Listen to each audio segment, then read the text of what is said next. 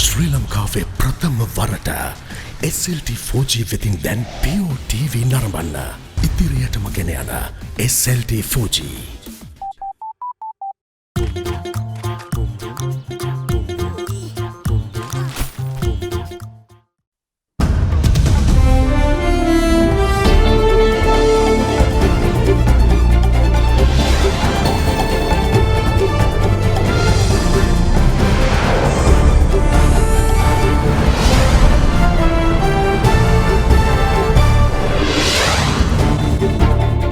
අද 2020 ජූනි 8 සඳුදා සිරස්තල මැතිවරණ දිනය ප්‍රකාශ කිරීම තවත් කල්යයි. මනාප අංක නිකුත් කිරීම හෙට 10 11 12 කියන දවස් තුනේ එකක ඡන්ද විමසීමේ දිනය සහිත ගැසට් නිවේදනය නිකුත් කරනවා. වැලිසර නාවික කඳවුරේ සියලු දෙනාගේ PCR පරීක්ෂණ අවසන්. බෝරා ආධ්‍යාත්මික නායකයා ඇතුළු 45කට ඉන්දියාවේ සිට මෙරටට පැමිණීමටත් අවසර. කොළඹ ගම්පහ දිස්ත්‍රික්ක ඇතුළුව දිවයින පුරා පොදු ප්‍රවාහනය යථා තත්ත්වයට. ජනාධිපතිවරණයේ පිළිවෙත් අනුගමනය කළහොත් මහමැතිවරණයත් පරදිනවා. රනිල් කියයි. ඒ දිනන්න නම් අපි ජනාධිපතිවරණයෙන් එකපාරටම ඉගන්නන්න ඕනේ. පිරිසක් නිසා සිරිකොත නොසන්සුන්.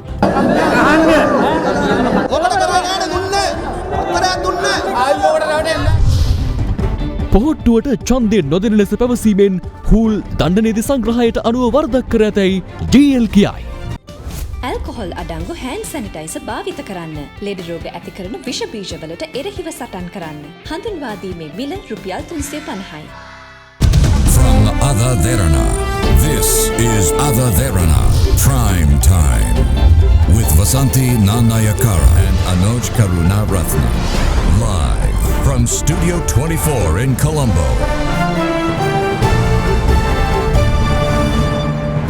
අයිබෝවන් ඔබ මේ එක්වන්නේ ශ්‍රී ලංකාවේ අංක 1 සහ විශ්වසනීයම පුවත් විකාශය අද දෙරණ 6:55 සමගින්. මහමැතිවරණ පැවැත්වීමේ දිනය සහිත ගැසට් නිවේදනය මෙම සතිය තුල නිකුත් කරන බව මැතිවරණ කොමිෂන් සභාවේ සභාපති මහින්ද දේශප්‍රිය මහතා අද ප්‍රකාශ කළා. මින් පෙර ප්‍රකාශ වී තිබුණේ අද පැවැත්වෙන කොමිසමේ සාකච්ඡාවෙන් පසු එම දිනය ප්‍රකාශ කෙරෙන බවයි. කෙසේ වෙතත් අපේක්ෂකයින්ගේ මනාප අංක සහිත ගැසට් නිවේදනය හෙට දිනේ නිකුත් කිරීමට නියමිතයි. The big story. මැතිවරණ කොමිෂන් සභාව අද පෙරවරු 11ට පමණ රැස් වුණා. ඒ සභාපති මහින්ද දේශප්‍රිය, සමාජිකයන් වන ජනාධිපති නීතිඥ එන්.ජේ. අබේසේකර සහ මහාචාර්ය රත්නජීවන් හූල් යන මහත්වරුන්ගේ සහභාගීත්වයෙන් අපි හෙට දිනේ යුතුව අපේක්ෂකයන්ගේ අංක සහ ඡන්ද මධ්‍යස්ථාන ගැසට් නිවේදනය අපේක්ෂකයෝ බොහෝ දෙනා බලාපොරොත්තු වෙන මනාපංක ගැසට් නිවේදනය හෙට නිකුත් වෙනවා. ගැසට් නිවේදනය අපි සකස් කරපු නිසා අපි හෙට දින උදේ පාන්දරම දිස්ත්‍රික් වලට යවනවා. ඒ දේශපාලන පක්ෂ වලට අපේක්ෂකයන්ගේ අංක. ඔවුන්ට ඒක ලබා ගන්න පුළුවන් හෙට දින පෙරවරුවේ සිට. නමුත් නිල ගැසට් නිවේදනය හෙට දිනෙන් තමයි නිකුත් වෙන්නේ. කමිෂන් සභාව 10 11 12 කියන දවස් තුනේ එකක ඡන්ද විමසීමේ දිනය සහිත ගැසට් නිවේදනය නිකුත් කරනවා. දිනය වෙන්නේ අපිට සෞඛ්‍ය මාර්ගෝපදේශ බාර දුන් දිනේ සිට දින 60ක් සහ 70ක් අතර දිනයක්. ඒ දිනය ජුනි මාසෙ වෙන්නේ නැහැ කියන එක කවුරුත් දන්නවා. දින තීරණය කරන්නේ අපේ නිලධාරීන්ට කළ හැකි සහ කළ යුතු වැඩ ප්‍රමාණය උඩ. මැතිවරණ පැවැත්වෙන දිනේ තීරණය කරගන්න මෙච්චර කල් යන්නේ මොකද්ද මෙතන තියෙන කම්බැලි? COVID-19 කියන සතුරා අපට පේන්නේ නැති එක්කෙනෙක් නිසා. අපි එයාට බයයි. ඒකම අපි විශේෂඥ වෛද්‍ය අනිල් ජාසිංහ මහත්මයාගෙන් ඉල්ලනවා. කමිෂන් සභාව තීරණය කරා මේ දාපු ගයිඩ්ලයින්ස් විශේෂයෙන්ම කැම්පේන් එක සම්බන්ධයෙන් තියෙන ගයිඩ්ලයින්ස් රෙගුලාසි හැටියට ගැසට් පත්‍රයේ මගින් ප්‍රකාශයටපත් කරන්න කියලා. අපිත් අපේ විධාන වලටත් ඒක ඇතුළත් කරන්න බලාපොරොත්තු වෙනවා. අනාපංක සම්බන්ධ ගැසට් පත්‍රය නිකුත් කිරීමේදී ගැටලුවක් මතුවෙනවා නේද? ඡන්දේ පැවැත්වෙන දිනේ නොමැතුව මනාපංක නෑ දිනේ තියෙනවනේ. ඡන්දේ පැවැත්වෙන දිනය අපි තාම ජුනි 20 කියන එක අවලංගු කරලා නැහැනේ. ඒක මලකඳ වශයෙන් හරි තියෙනවා. ඒක අවලංගු වෙලා නැහැ. එතකොට අපිට ගැසට් එක ගහන්න පුළුවන්. අපි ඊළඟ ගැසට් එකෙන් කරන්නේ ජුනි 20 දිනය දීර්ඝකරණ එකට. ඒක ජුනි 21 වෙන්නේ නැහැ. ඊට එහා දිනය. මහාචාර්ය ඌරුගේ ප්‍රකාශය සම්බන්ධයෙන් මෙවර පොඩි කතා බහක් යනවා. ඊයේ ඔබතුමාගෙන් අහන්න ලැබුණා මේ පිළිබඳව විමසීමක් කරුණාත් හරියට කරන්න ඕනේ මොකක්ද කියන්නේ. අද මොකක් හරි එහෙම සාකච්ඡාවක් විමසීමක් වගේ දෙයක් සිදු වුණා. ඔව් ඉතින් මේ මහාචාර්ය ඌල්ගේ ප්‍රකාශය තමයි ඔව් කිසිදු දේශපාලන පක්ෂයක් අගතියට පත්වන ආකාරයේ ප්‍රකාශයක් කරේ නැහැ. මහාචාර්ය ඌල් කියපු දේ මා විශ්වාස කරනවා. මොකද ඔව් සමග අපි එකට වැඩ කරනවා. මේ අතර මැතිවරණ කොමිෂන් සභාවේ සමාජික මහාචාර්ය රත්නජීවන් හූල් මහතාට විරෝධය පළ කරමින් අද පෙරවරුවේ රාජගිරියේ පිහිටි කොමිෂන් සභා කාර්යාලයේ ඉදිරිපිට සිංහලේ ජාතක සංවිධානය නිහඬ විරෝධතාවයක් පැවැත්වුවා. විරෝධතාව පැවැත්වෙන අතරතුරදී එම ස්ථානයෙන් ගමන් කළ නව සිහලුරුමේ නායක සරත් මනමේන්ද්‍ර මහතා සහ විරෝධතාව පැවැත් වූ සිංහලේ ජාතක සංවිධානයේ සභාපති ඩෑන් ප්‍රියසාද් අතර උණුසුම් වචන හුවමාරුවක් සිදු වුණා. හූල් එක අපිට ප්‍රශ්නයක් තියෙනවා. හූල් එක අපිට ප්‍රශ්නයක් තියෙනවා. ඒක නැත්තේ නෑ. මේගොල්ලෝ කරන්නේ කොන්ත්‍රාත් එකක්. ඔයාලට සාක්ෂියට ඔප්පු කරන්න ඕනේ. පොඩ්ඩක් සාක්ෂියට ඔප්පු කරන්න කාර්යකොම් මෙයාට අමාරුවක් තියෙනවා. කොයින්නේ කොන්ත්‍රාත් කරන කට්ටිය. ඉලිලැජ්ජයි. ඉලිලැජ්ජයි ඕනේ. මේ අතර රාජ්‍ය සංස්ථා සහ ව්‍යවස්ථාපිත මණ්ඩල ඇතුළු රාජ්‍ය ආයතනවලට තම රජය පත් කළ ප්‍රධානීන් සහ අධ්‍යක්ෂ මණ්ඩල සමාජිකයින් කිසිවෙකු එළඹෙන මහමැතිවරණයේදී කවර පක්ෂයක් වෙනුවෙන් හෝ දේශපාලන කාර්යයන්හි නිරත නොවිය යුතු බවට ජනාධිපති ගෝඨාභය රාජපක්ෂ මහතා නිවේදනයක් නිකුත් කරමින් සඳහන් කර තිබෙනවා. යම් රාජ්‍ය ආයතනයක ප්‍රධානියෙකුට අධ්‍යක්ෂ මණ්ඩල සමාජිකයෙකුට හෝ වෙනත් නිලධාරියෙකුට හෝ යම් පක්ෂයක් වෙනුවෙන් දේශපාලනයේ නිරත වීම අවශ්‍ය නම් නීත්‍යානුකූලව සිය තනතුරෙන් ඉවත්ව එසේ කළ හැකි බව අදාළ නිවේදනයේ වැඩිදුරටත් සඳහන්. මෙම නියමයන් කඩ කරන රාජ්‍ය ආයතන ප්‍රධානීන්ට ආරක්ෂක මණ්ඩල සමාජිකයින්ට සහ නිලධාරීන්ට එරෙහිව නීතිය තදින්ම ක්‍රියාත්මක කරන බවද ජනාධිපතිවරයා සිය නිවේදනයෙන් අවධාරණය කරනවා. ජාතික මැතිවරණ කොමිසමේ සමාජික මහාචාර්ය රත්නජීවන් හූල් මහතා ස්වාධීන මැතිවරණ ක්‍රියාවලියට බලපෑම් කිරීම මගින් දණ්ඩ නීති සංග්‍රහයේ 169 ඈ වගන්තිය යටතේ වරදක් සිදු කර ඇති බව ශ්‍රී ලංකා පොදුජන පෙරමුණේ සභාපති මහාචාර්ය ජී.එල්. පිරිස් මහතා පවසනවා. ශ්‍රී ලංකා පොදුජන පෙරමුණ පක්ෂ කාර්යාලයේ පැවති මාධ්‍ය හමුවකට එක්කමින් ආණ්ඩු පක්ෂයේ නියෝජිතයින් කියා සිටියේ අපේක්ෂකින්ගේ මනාපංක නිකුත් කිරීම ප්‍රමාද කිරීමට කොමිසමට බලයක් නොමැති බවයි. අපි ඉල්ලා සිටිනවා මැතිවරණ කොමිසමට වාම දිනේ ප්‍රකාශයට පත් කළා අලුතෙන් සකස් කරන මැතිවරණ නීති රාමුව සාකච්ඡාවෙන් ප්‍රකාශයට පත් කළා. ඒ වගේම මෙතෙක් ප්‍රමාද වුණු මනාප අංක වහාම ප්‍රකාශයට පත් කළා අදාළ ගැසට් නිවේදනයන් නිකුත් කරන ලෙස. ඒ ඊටාම වැදගත්. මනාප අංක නිකුත් කිරීම සිදුවිය යුතුයි. නාම යෝජනා බාර ගැනීමෙන් පසු අපේක්ෂකයන්ට අයිතියක් තියෙනවා මනාප අංක දැන ගැනීමට. මේක කිසිසේත් සම්බන්ධ වෙලා නැහැ මැතිවරණයේ දිනය සමග. මැයි 5 වෙනිදා වන විට රාජ්‍ය මුද්‍රණාලයේ අධිපතිනිය සූදානම් කියලා ප්‍රකාශ කළා. එන මාසයකටත් ඉස්සෙල්ලා. ඒක කිරීමට අවශ්‍ය නියෝග මැතිවරණ කොමිෂන් සභාවෙන් ලැබුණේ නැහැ. මම කියනවා ශ්‍රී ලංකා දණ්ඩ නීති සංග්‍රහයේ 169 C වගන්තිය යටතේ සාපරාධී වගකීම මහාචාර්ය හූල්ට ආරෝපණය කිරීමට ශක්තිමත් පදනමක් තිබෙනවා කියලා. දණ්ඩ නීති සංග්‍රහයේ 169 C වගන්තියෙන් සඳහන් වන්නේ ස්වාධීන නිදහස් මැතිවරණයක් පැවැත්වීම සම්බන්ධයෙන් කරන බලපෑම්. තුමා කියන්නේ ශ්‍රී ලංකා පොදුජන පෙරමුණට ඡන්දය දුන්නොත් ඒ සම්බන්ධයෙන් පසුතැවිලි වීමට සිදු වෙනවා. එම නිසා දැම්මම තීරණය කරන්න ඒ පක්ෂයට ඡන්දය නොදීමට.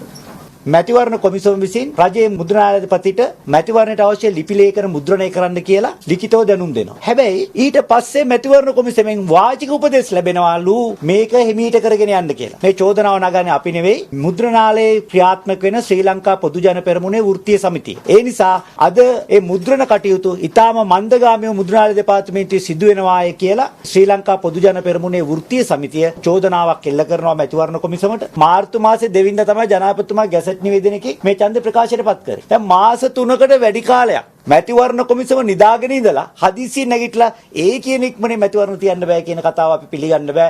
මාස 3ක් වුන්ට තිබුණ ඡන්ද පිටි සකස් කරගන්න. ගෝඨාභය ජනාධිපතිතුමා ජනාධිපති ධූරයට පත් උනේ මාස 60කට. එයින් මාස 6ක් නැත්තම් 10%ක් දැන් ගත වෙලා ඉවරයි. වෙනත් වචන වලින් කියනවා නම් ජනාධිපතිතුමාගේ ධූර කාලයෙන් 10%ක් එතුමාට සහාය දෙන පාර්ලිමේන්තුවක් නොතිබීම හේතුවෙන් නාස්ති වෙලා ඉවරයි. එතකොට රටක් ගොඩ දාන්න පුළුවන් යුග පුරුෂයෙකුට මහා දැවැන්ත ජනවරමක් ලක්ෂ 69ක් එකතු වෙලා ලබා දීලා තියෙද්දි එතුමට වැඩ කිරීමට අවශ්‍ය පසුබිම සකස් කරන්නේ නැත්තම් ඒක අසාධාරණයක් නෙවෙයිද? ඒක අපරාධයක් නෙවෙයිද? මේක හරියට මහා අධිබලතේ ටෝච් එකක් අතේ තියාගෙන ඒකට බැටරි දාන්නේ නැතුව අඳුරේ කල් ගත කරනවා වගේ වැඩක්. පසුගිය ජනාධිපතිවරණය අනුගමනය කළ ප්‍රතිපත්තිය තවදුරටත් අනුගමනය කළහොත් මහමැතිවරණයේද පරාජයට පත්වන බව එක්සත් ජාතික පක්ෂ නායක රනිල් වික්‍රමසිංහ මහතා පවසනවා. එක්සත් ජාතික පක්ෂ වෘත්තීය සමිති නායකයින් අමතමින් අද සිරිකොත පක්ෂ මූලස්ථානයේදී ඔහු මේ බව සඳහන් කළා. මෙම සාකච්ඡාවට සහභාගී වූ වෘත්තීය සමිති නායකින් පිරිසක් නායක රනිල් වික්‍රමසිංහ මහතාට දැඩි විරෝධයක් එල්ල කළා. එක්සත් ජාතික පක්ෂ වෘත්තීය සමිති නායකින් හා පක්ෂ නායක රනිල් වික්‍රමසිංහ මහතා අතර මෙම හමුව සිරිකොත පක්ෂ මූලස්ථානයේදී අද පෙරවරුවේ පැවැත්වුණා. ඊට පක්ෂ උපනායක රවී කරුණානායක, මහලේකම් අකිල විරාජ් කාර්යවසම්, පුත්තලම දිස්ත්‍රික් කණ්ඩායම් නායක පාලිත රංගේ බණ්ඩාර යන මහත්වරුන් ඇතුළු පිරිසක් එක්ව සිටියා. අද අපි මෙතෙන්ට රැස් වෙන්නේ 2020 අපි තරඟ කරන පාර්ලිමේන්තු ඡන්දය ගැන කතා කරලා.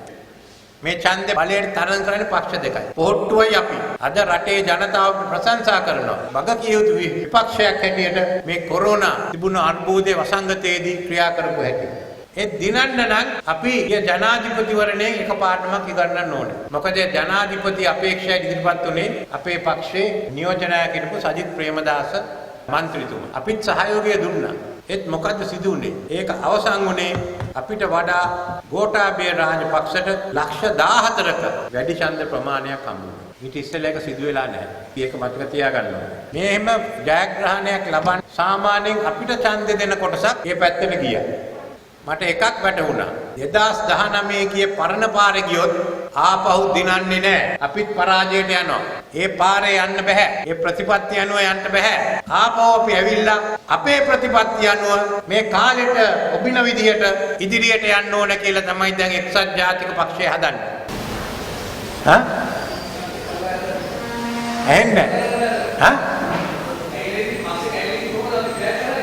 අපේ යන්න පුළුවන්. අපි හැම වෙලේම මේවා කරා කියලා ප්‍රශ්නයක් නැහැ. අනතුරුව වෘත්තීය සමිති නායකයන් කිහිප දෙනෙක් පක්ෂ නායක රනිල් වික්‍රමසිංහ මහතාට සිය ගැටලු ඉදිරිපත් කිරීමට යාමේදී ඔහු එම ස්ථානයෙන් පිටව යාමට උත්සාහ දැරීමත් සමග දැඩි විරෝධයක් එල්ල වුණා.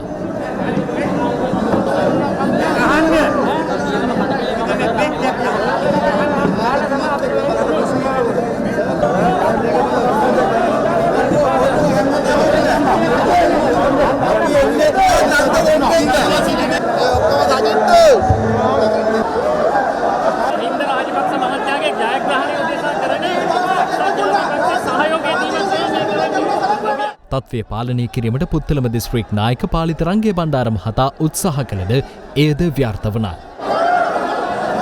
ඔයගොල්ලෝ වැදගත් විදිහට කතා කරන්න ඕන කතා කරන්න මම උදාහරණ කියන්නද?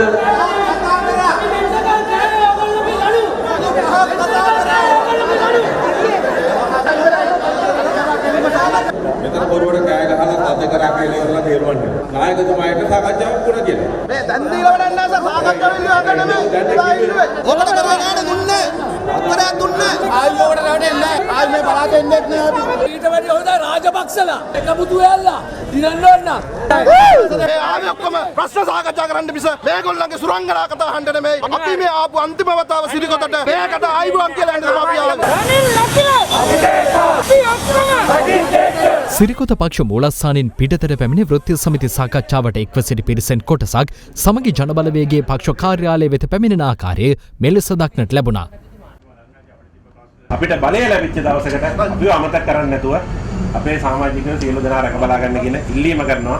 ඒ යූනියන්ස් එක ඔක්කොම හඳුනාගෙන ඔබතුමා මේ හැම යූනියන් එකකම තියෙන ප්‍රශ්න වල ප්‍රමුඛතා ලේඛනය සකස් කරන්න. ඔබ එක දෙයක් ඔබතුමාලට පොරොන්දු වෙනවා. බලය ලැබුණු හැටි ඒක තමයි ක්‍රියාත්මක කරන්නේ.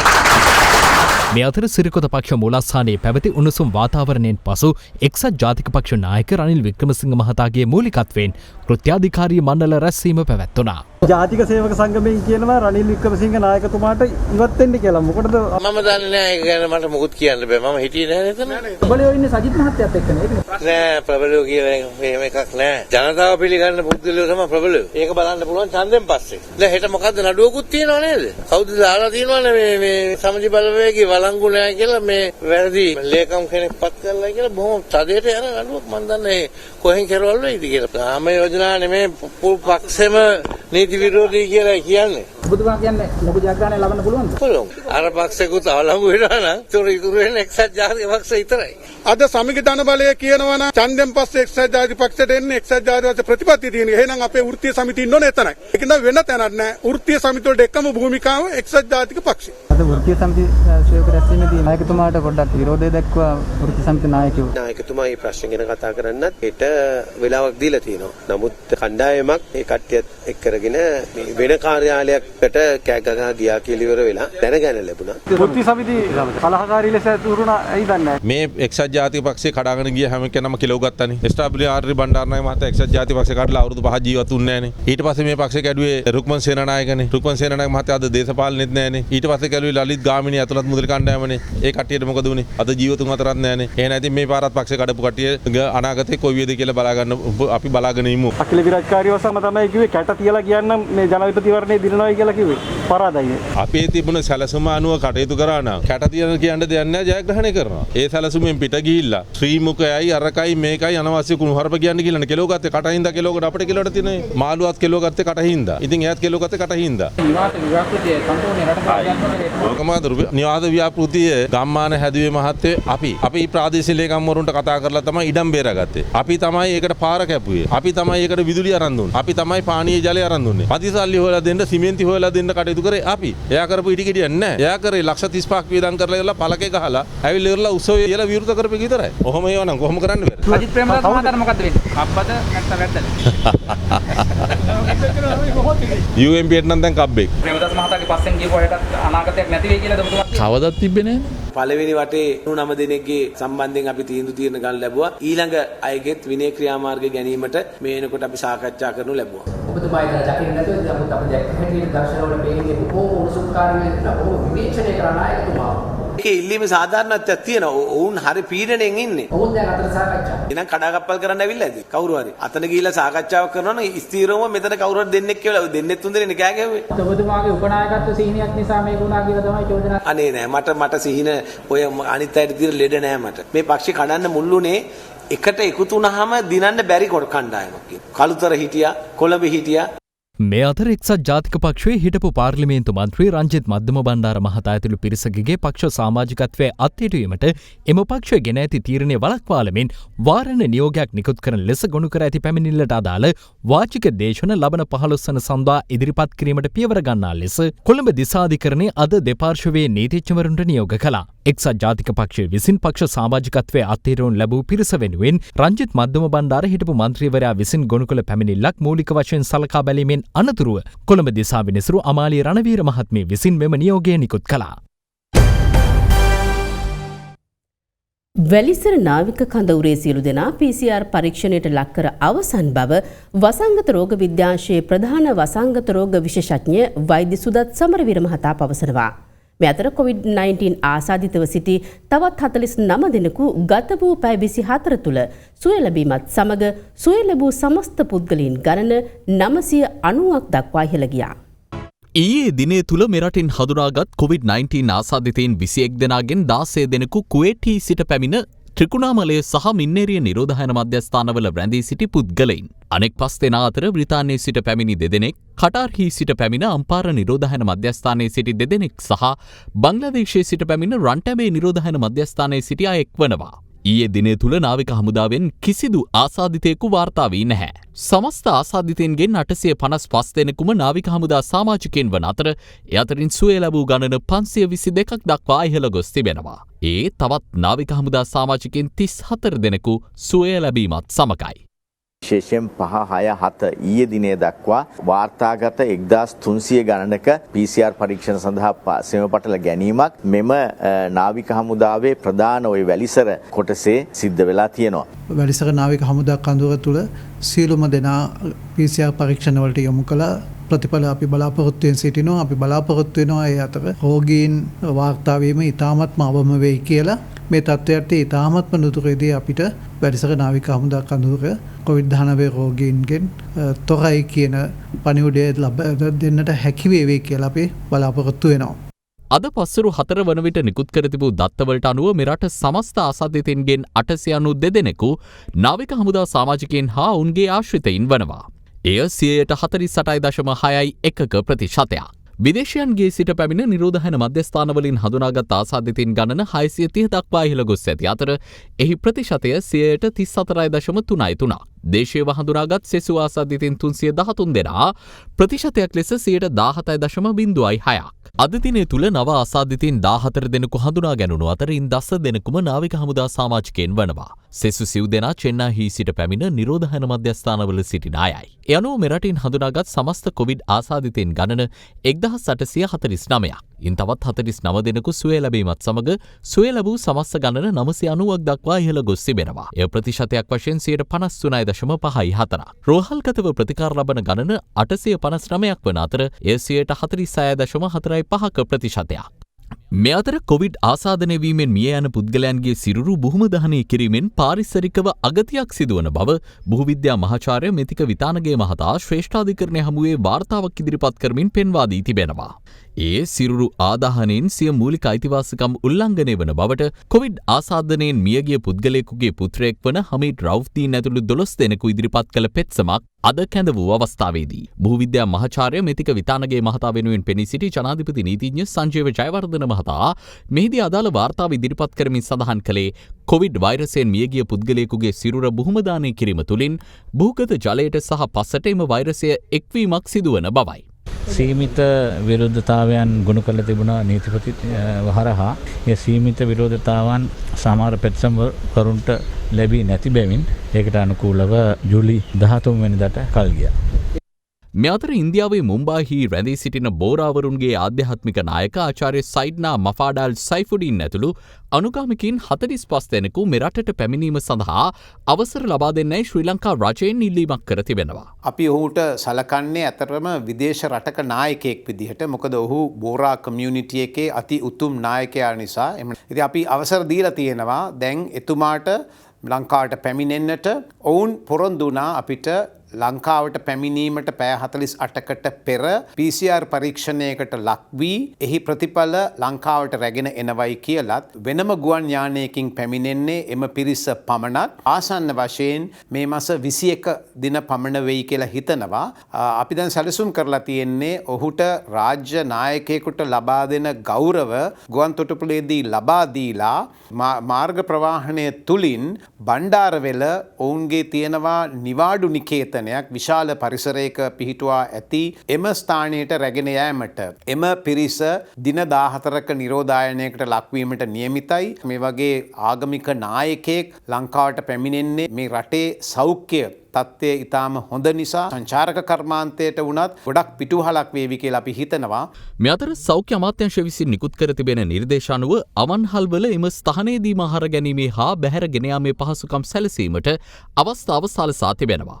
නමුත් පනවා තිබෙන රෙගුලාසි අනුවම කටයුතු කළ යුතු අතර ඊට අදාළව සෞඛ්‍ය අමාත්‍යාංශ වෙබ් අඩවියේ දැක්වෙන එකඟතා ප්‍රකාශය පුරවා අවන්හල් හිමිකරු විසින් ප්‍රදේශයේ සෞඛ්‍ය වෛද්‍ය නිලධාරීවරයා වෙත බහර දිය යුතු වනවා. ඉන් අනතුරුව සෞඛ්‍ය වෛද්‍ය නිලධාරීන් මහජන සෞඛ්‍ය පරීක්ෂකවරු මාර්ගයෙන් එම ආයතන පිළිබඳ සොයා බැලීම කරනවා. කොළඹ මහනගර සභාවේ ජන සෞඛ්‍ය දෙපාර්තමේන්තුව ඉතාමත්ම තරයේ උපදෙස් නිකුත් කරලා තියෙනවා මම්මාගේ සෞඛ්‍ය වෛද්‍ය නිලධාරීන්ට මොනම හේතුවක් නිසාවත් අපිරිසුදු තත්වයෙන් අර සුපුරුදු විදියටම හෝටල් ක්‍රියාත්මක කරනවා නම් නැවතවරක් විවෘත කිරීම සඳහා අවසර නොදෙන ලෙස.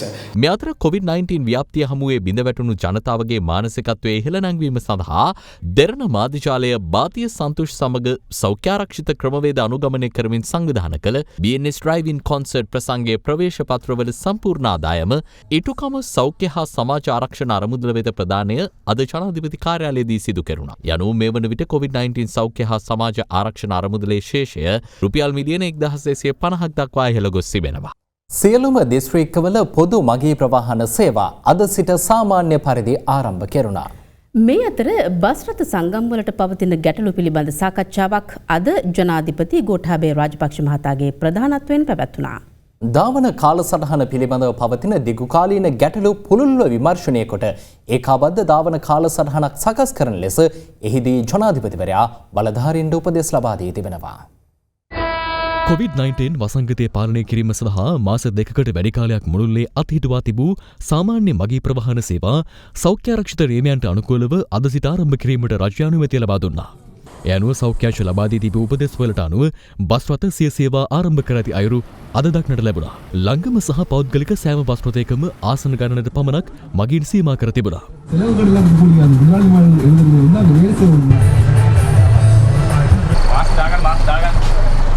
පිටකොටුව ප්‍රධාන බස් නැවතුම්පළට පැමිණෙන මගින් බස්වලට නංවා ගැනීමේදී ඔවුන්ට නිසි සෞඛ්‍යාරක්ෂිත ක්‍රමවේද අනුගමනය සඳහා මෙලෙස පහසුකම් සලසා තිබුණා.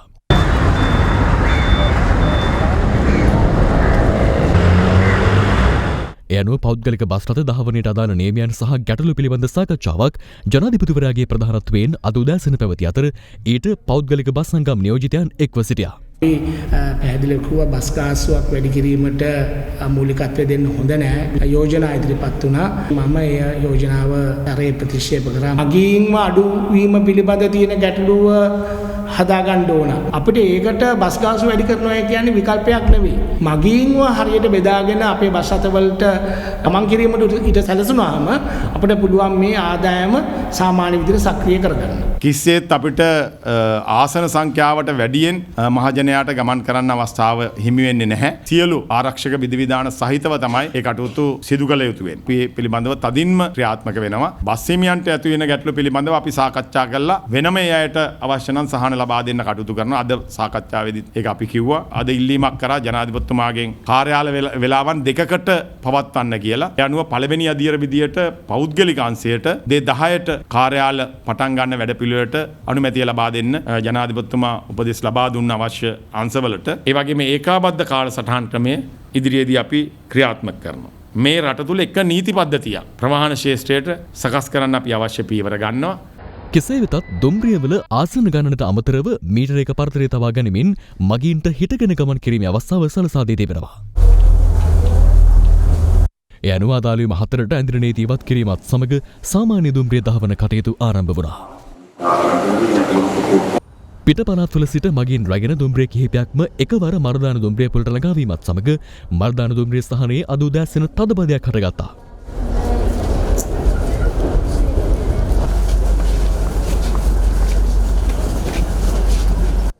කෙසේ වෙතත් මර්දාන දුම්රිය ස්ථානයෙන් පිටවන සෑම මගේකුගේම ශරීර උෂ්ණත්වය පරීක්ෂා කිරීම සිදු කෙරුණා. කොටුව දුම්රිය ස්ථානයේ අද එතරම් තදබදයක් දක්නට නොලැබුණු අතර මගීන්ගේ ශරීර උෂ්ණත්වය පරීක්ෂා කිරීමද සිදු කෙරුණේ නැහැ. ආර්යාල දුම්රිය 49ක් දේවරුවේ ධාවනයට යෙදුවා. අනිකුත් දුරගමන් සේවා දුම්රියනුත් සාමාන්‍ය දුම්රියනුත් අද දින සේවය සඳහා යෙදවනු ලැබුවා. එලෙසම අද දින රාත්‍රී තැපිලි දුම්රියන් සියල්ලම ධාවනය කිරීමට අවශ්‍ය කටයුතු සලසලා තියෙනවා. කාර්යාල සේවාවන් සඳහා අද කොළඹට පැමිණි පිරිසට නැවත සිය ගම්බිම් වෙත පිටත්වීම සඳහාද සාමාන්‍ය පරිදි දුම්රිය සහ බස් රථ සේවාවන් යොදවා තිබුණා. මේ අතර බස්නාහිර පළාත තුළ මන්තිරු නීතිය අද සිට යළි ක්‍රියාත්මක වුණා. ඒ පිළිබඳව අධීක්ෂණය කිරීම සඳහා පොලිස් නිලධාරීන් යොදවා තිබූ අතර බොහෝ ස්ථානවල බස් රථ රියදුරන් මන්තිරු නීතිය නිවැරදිව අනුගමනය කරන ආකාරයක් දක්නට ලැබුණා. බන්ධනාගාරය තුළ සිට සිදු කරන පාතාල ක්‍රියාකාරකම් වළක්වන බව නව බන්ධනාගාර කොමසාරිස් ජෙනරාල් තුෂාර උපුල්දිනිය මහතා අවධාරණය කරනවා. අද පෙරවරුවේ සිය දුරේ වැඩපාර ගනිමින් ඒ මහතා මේ බව සඳහන් කළා. නව බන්ධනාගාර කොමසාරිස් ජෙනරාල්වරයා ලෙස පත් වූ තුෂාර උපුල්දිනිය මහතා අද පෙරවරුවේ වැලිකඩ බන්ධනාගාර මූලස්ථානයේදී සිය දුරේ වැඩපාර ගත්තා. අපි දන්නවා බන්ධනාගාර දෙපාර්තමේන්තුවට ඇතුළත් කරනු ලබන රැඳවියන් අද විවිධ අකටයුතු ක්‍රියාකාරකම් වල යෙදෙමින් සමාජයට බලවත් තර්ජනයක් වෙලා තියෙනවා. අපේ වගකීමක් තියෙනවා නැවත මේ පිරිස සමාජයට තර්ජනයක් නොවි රැක බලා ගැනීම. කොහොම වුණත් පහුගිය වකවානුව තුළ මේ කාර්යයට ප්‍රමුඛතාවය හම්බුන්නේ නැති බව තමයි මට පෙනෙන්න තියෙන්නේ. පාතාලයෙන් බලපෑම් ආවත්, කුඩු මුදලාලිගෙන් බලපෑම් ආවත් ඒවා ඉදිරියේ නොසැලී සිටින පෞරුෂයක් මේ නිලධාරීන්ට ඇති කරන්න ඕනේ. සිදු පාතාල ක්‍රියාකාරයෙකුට ජංගම දුරකථන නොලැබෙන ආකාරයට අපි කටයුතු කරන්න ඉදිරියේදී අපේ වැඩපිළිවෙලක් තියෙනවා. පාතාල ගණයේ රැඳවියත් එක්ක සාමාන්‍ය රැඳවිය යොදවුවාම එතන යම්කිසි ගැටලුවක් ඇති වෙනවා. ඒගොල්ලෝ ගෝල බාලයෝ හදා ගන්නවා. ඒගොල්ලෝ තමන්ගේ ඒ කටයුතු ඒ ආකාරයෙන් නමුත් ඉදිරියේදී එහෙම වෙන්නේ නැහැ. අපි බලාපොරොත්තු වෙනවා ඒ වෙන්කිරීම මගින් බන්ධනාගාර ආඥා පනතෙම අපිට බලතල තියෙනවා රැඳවියන් වෙන්කිරීම. ඉතින් ඒ සම්බන්ධයෙන් අපි විශේෂ අවධානයක් යොමු කරලා මින් ඉදිරියට එම තත්ත්වයන් මගහැර ගැනීමට කටයුතු කරනවා. කිසිම බන්ධනාගාර නිලධාරියෙකුට තමන් අකටයුතුකම් කරනවා නම් නීති විරෝධී කටයුතු කරනවා නම් මගෙන් කිසිම සමාවක් හම්බෙන්නේ නැහැ. ඒ නිලධාරීන්ට මම දෙන්න පුළුවන් උපරිම දඬුවම දෙනවා පමණක් නෙමෙයි මම ඔවුන්ව නීති ඉදිරියට ගෙනීමට කටයුතු කරනවා. සිය ආධාරකරුවන්ට ඇවන්ගාඩ් සමාගමේ රැකියා ලබා දෙන්නයි ඉල්ලා හිටපු ජනාධිපති මෛත්‍රීපාල සිරිසේන සහ හිටපු අමාත්‍යවරුන් වන රාජිත සේනාරත්න, කබීර් හෂීම්, ලක්ෂ්මන් කිරියල්ල ඇතුළු පිරිසක් තමාට ලිපි යොමු කළ බව ඇවන්ගාඩ් සභාපති නිශංක සේනාධිපති මහතා පවසනවා. දේශපාලන පරිගැනීම් පිළිබඳ විමර්ශනය කරන ජනාධිපති කොමිසම හමුවේ සාක්ෂි ලබා දෙමින් ඔහු අද මේ බව සඳහන් කළා. මේ අතර හිටපු බන්ධනාගාර අධිකාරීවරයෙකු වන එමිල් රංජන් ළමාහේවා මහතාද අදාළ කොමිසම හමුවේ අද පෙරවරුවේ සාක්ෂි ලබා දුන්නා. දේශපාලන පලිගැනින් පිළිබඳ විමර්ශනය කරන ජනාධිපති කොමිසම හමුවේ අද ප්‍රථමයෙන්ම පෙනී සිටියේ 2012 වසරේ වැලිකඩ බන්ධනාගාරයේ ගැටුම සිදුවන අවස්ථාවේදී මැගසින් බන්ධනාගාරයේ අධිකාරීවරයා ලෙස කටයුතු කළ එමිල් රංජන් ළමාහේවා මහතායි. ඔහු කොමිසමට පැවසුවේ අදාළ සිද්ධිය සම්බන්ධයෙන් සාවද්‍ය තොරතුරු සඳහන් කරමින් තමාව අත්අඩංගුවටගෙන අධිකරණයට ඉදිරිපත් කිරීමෙන් පසු රක්ෂිත බන්ධනාගාරගත කළ බවයි. බන්ධනාගාරයේ සිද්ධිය සම්බන්ධයෙන් විමර්ශන සිදු කළ පාර්ශවයන් එවක ආරක්ෂක ලේකම් ගෝඨාභය රාජපක්ෂ මහතා මෙම සිද්ධිය මෙහෙය වූ බවට මතයක් නිර්මාණය කිරීමට උත්සාහ කළ බව ඔහු කොමිසම හමුවේ වැඩිදුරටත් කියා සිටියා. රක්ෂිත බන්ධනාගාර ගත කිරීමේදී ඇති වූ රෝගී තත්ත්වයක් මත බන්ධනාගාර රෝහලේ ප්‍රතිකාර ලබමින් සිටියේදී හිටපු අමාත්‍යවරයෙකු වන මර්වින් සිල්වා මහතා පැමිණ තමා හමු වූ බව එමිල් රංජන් ළමාහේවා මහතා මෙහිදී අනාවරණ කළා. එහිදී මර්වින් සිල්වා මහතා රාජපක්ෂවරුන්ට දැඩි ලෙස දෝෂාරෝපණය කරමින් අධිකරණයට ගොස් මේ පිළිබඳ පාපොච්චාරණය කරන ලෙසත් එසේ කළහොත් තමාට ඉක්මනින්ම නිදහස් වීමට හැකි බවත් මර්වින් සිල්වා මහතා පැවසුවේ යයි ළමාහේවා මහතා පැවසුවා. මීට අමතරව එවක අග්‍රාමාත්‍ය රනිල් වික්‍රමසිංහ මහතාගේ උපදේශකවරයෙක් වන අශෝක ජයතුංග නැමැත්තාද තමා හමුවීමට බන්ධනාගාර රෝහලට පැමිණ අනදුන්නේ කවුද කියලා අගමැතිතුමා අහගෙන එන්න කිව්වා. එතකොට ඔයාට එළියට යන්න පුළුවන් යයි ප්‍රකාශ කළ බවත් ඔහු කියා සිටියා. එමෙන්ම එවක අධිකරණ අමාත්‍ය තලතාතු කෝරාල මහත්මිය බන්ධනාගාර අධිකාරිවරුන්ගේ සංගමේ ලේකම්වරයා තමා වෙත එවා හරිදේ පවසන්නයි බලපෑම් කළ බව ළමාහේවා මහතා ප්‍රකාශ කළා. ඉන් අනතුරුව ඇවන්ගාඩ් සමාගමේ සභාපති නිශංක සේනාධිපති මහතා සිව්වන දිනටත් අද කොමිසම හමුවේ පෙනී සිටියා. හිටපු ජනාධිපති මෛත්‍රීපාල සිරිසේන මහතාද ඇවන්ගාඩ් ව්‍යාපෘතිය සම්බන්ධයෙන් දැනුවත්ව සිටි බවත් ඔහු සෞඛ්‍ය අමාත්‍යවරයාව සිටින අවදියේ තමාට ලිපියක් යොමු කරමින් ඔහුගේ ආධාරකරුවන් පිරිසකට සිය සමාගමෙන් රැකියා අවස්ථා ලබා දෙන්නයි ඉල්ලා සිටි බවත් සේනාධිපති මහතා පැවසුවා. මීට අමතරව රාජිත සේනාරත්න, කබීර් හෂීම්, ලක්ෂ්මන් කිරියල්ල සහ ජෝන් අමරතුංග වැනි දේශපාලනඥයින්ද ඔවුන්ගේ හිතවතුන්ට සිය සමාගම යටතේ රැකියා අවස්ථා ලබා දෙන ලෙස ලිඛිතව ඉල්ලා සිටි බව සේනාධිපති මහතා ප්‍රකාශ කළා. ඒ නැව් අයිතිකාර සමාගම 140ක් අයිති චීන විදේශ ජාතිකයා මට පාපෝච්චාරණය කරනවා. පරාජිත සේනාරත්න නැව් වලට ඔබ්සර්වේෂන් ඔෆිසර්ස්ලා දැම්මේ නැහැ. VMS හයි කරේ නැහැ. ඒ නීති විරුද්ධ ලෙස මසුන් නැල්ලුවා. ඒකින්ද GSP සාහනර්ථයේ ශ්‍රී ලංකාවේ මසුන් අපින් කරන අවුරුදු 5කට නැතුවා ලිඛිත සාක්ෂි වීඩියෝ පටයත් එක්ක පාපෝච්චන සමග මම මේක ඉදිරිපත් කරනකොට මේක නීති විරෝධී කියන මේ රාජ්‍ය පරාජිත සේනාරත්න මගෙන් 2014 දී මේ නැව් සේවයට මිනිස්සු බඳව ගන්න කියලා ඉලියුමක් කළා. මේ තින්නේ ඉලියුම. ලක්ෂ්මන් කිරියල්ල එයාගේ කට්ටියත් බඳව ගන්න කියලා. මෛත්‍රීපාල සිරිසේන මැතිතුමා සෞඛ්‍ය ඇමති කාලෙදී එතුමත් ලියුමක් කියනවා එයාගේ දෙන්නෙකුත් මේකට බඳව ගන්න කියලා. ඔය හිටපු මේකට විරුද්ධව කෑ ගහපු රාජිත චම්පේ මිනිස්සුගේ ඔක්කොම කට්ටිය මේක ඇතුළේ තමයි හිටියේ. ඒගොල්ලෝ අනිත් අඳුර ගියා මේක නීති විරෝධී වෙන්න බෑ. ශ්‍රී ජයවර්ධනපුර විශ්වවිද්‍යාලයේ තාක්ෂණ විද්‍යාපීඨය සිසු අයිතියට පත් කිරීම අද සිදු කෙරුණා. ඒ අග්‍රාමාත්‍ය මහින්ද රාජපක්ෂ මහතාගේ ප්‍රධානත්වයෙන්. ශ්‍රී ජයවර්ධනපුර විශ්වවිද්‍යාලයේ තාක්ෂණ විද්‍යාපීඨය අද අග්‍රාමාත්‍ය මහින්ද රාජපක්ෂ මහතාටින් විවෘත කෙරුණු අතර විෂයභාර අමාත්‍ය ආචාර්ය බන්දුල ගුණවර්ධන මහතාද ඊට එක්ව සිටියා. රුපියල් බිලියන 3ක වියදමින් ඉදිකෙරුණු මෙම පීඨය හෝමාගම පිටිපන තාක්ෂණ උද්‍යානයේ ඉදිකර ඇති අතර එය මෙරට ප්‍රථම තාක්ෂණ විද්‍යාපීඨයයි. සිසුන් 1600 දෙනෙකුට අධ්‍යාපනය ලැබීමට මෙහි අවස්ථාව උදා වනවා. අපි මහින්ද රාජපක්ෂ විද්‍යාලයේ කෙටි කාලයක් තුලදී හදලා සමස්ත ශ්‍රී ලංකාවේ සාමාන්‍ය පෙළ ප්‍රතිඵලවල දෙවෙනි දරුවා බිහි වෙච්ච දවසක් තිබුණා. ඉතින් අපි ගුරු උපාර උඩේලක් තිබුණා. ඒ වෙලාවේදී ඒ ගුරුවරුන්ට සම්මාන දුන්නා. විදුහල්පතිතුමා ඉන්නව මටත් සම්මානයක් දෙන්න ලෑස්ති වුණා. මං කිව්වා මට දෙන්න පුළුවන් ලොකුම සම්මානය තමයි මම නැති වෙච්චාම මේ පිට්ටනියට ගෙනහල්ලා අවසන් කටයුතු කරන්න කියලා. ඒක තමයි රටට ඉතුරු වෙන දේ. සියලු දෙනාට සුබ වේවා.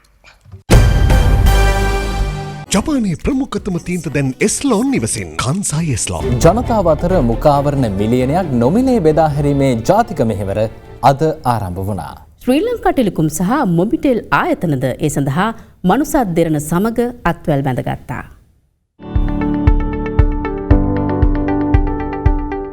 ඉතින් දැන් මේ වෙනකොට රට නැවතත් විවෘත වෙලා තියෙන්නේ. හැබැයි COVID-19 ව්‍යාප්තිය අවදානම පහව ගිහිලා නැහැ. ලෝක සෞඛ්‍ය සංවිධානය පවා කියලා තියෙනවා සියලු දෙනාට ලෝකයේම මුඛාවරණ පැළඳීම අනිවාර්යයි. ඉතින් ඒ අනුව අපි මනුසත් දෙරණ තීරණය කරා මේ විදිහට අද දවසේදී අපේ රටේ ජනතාව වෙනුවෙන් ඔවුන්ගේ ආරක්ෂාව වෙනුවෙන් මුඛාවරණ නොමිලේ බෙදා දීමේ වැඩසටහන. ඒ අනුව පිටකොටුව මැනින් වෙළඳසැල අසලින් මෙම මුඛාවරණ නොමිලේ බෙදා හැරීමේ වැඩපිළිවෙල ආරම්භ වුණා. ශ්‍රී ලංකා ටෙලිකොම් සහ මොබිටෙල් ආයතනයත් ඒ වෙනුවෙන් මනුසත් දෙරණ සමග අත්වැල් බැඳගත් අතර ශ්‍රී ලංකා පොලිසියද ඊට පූර්ණ දායකත්වය ලබා දෙනවා.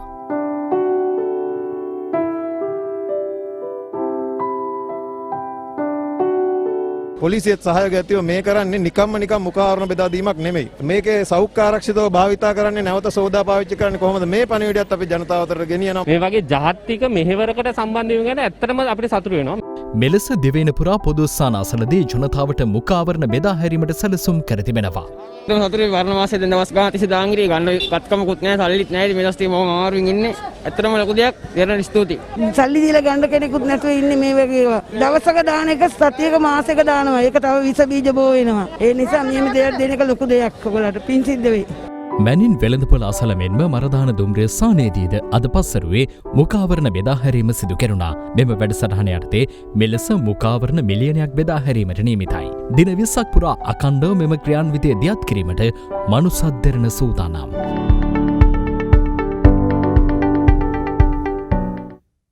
දැන් තවත් පුවත් කිහිපයක්.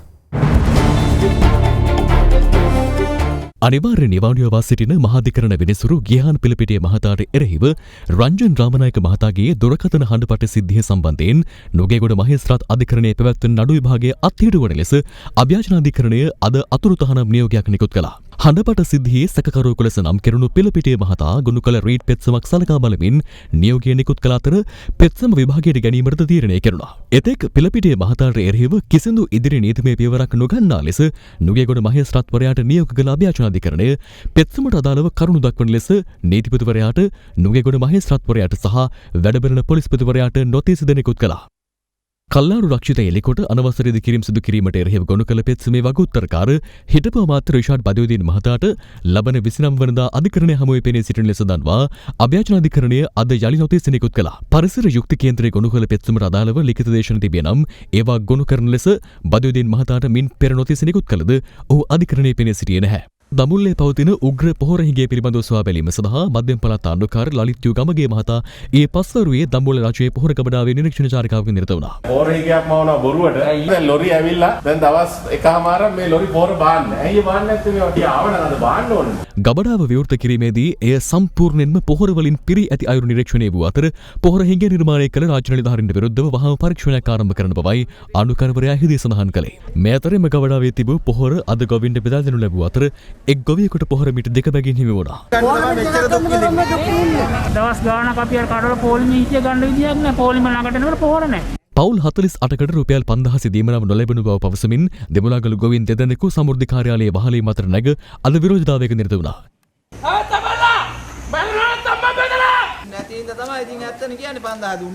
ඔවුන් විසර ගියේ හෙට දිනේ විසඳුමක් ලබා දෙන බවට දෙමුලාගල ප්‍රාදේශීය ලේකම්වරයා ලබා දුන් පොරොන්දුවෙන් පසුවයි. ඒ සමගින් අද දෙරණ ප්‍රධාන ප්‍රතිවිකාශය නිමාවට පත්වනවා. සුබ රාත්‍රියක්.